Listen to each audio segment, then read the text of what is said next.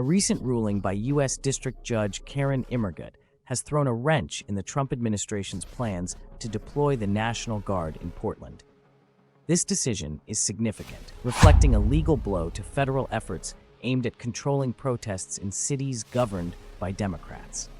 The temporary restraining order she issued means that the deployment of 200 members of the Oregon National Guard is halted for now.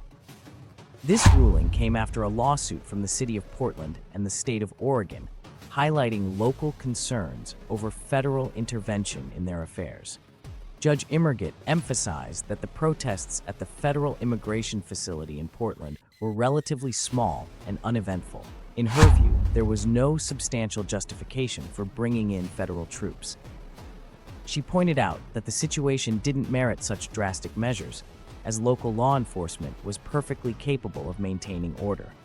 Moreover, she raised important constitutional issues, noting that deploying the National Guard interferes with Oregon's rights and the broader balance of power governed by our Constitution. This case has sparked debate, especially after President Trump labeled the protests as acts of domestic terrorism, a description state officials strongly contested. So what's next?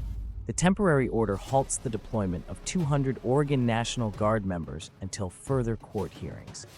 Stay tuned as we follow this developing story about state versus federal authority in America.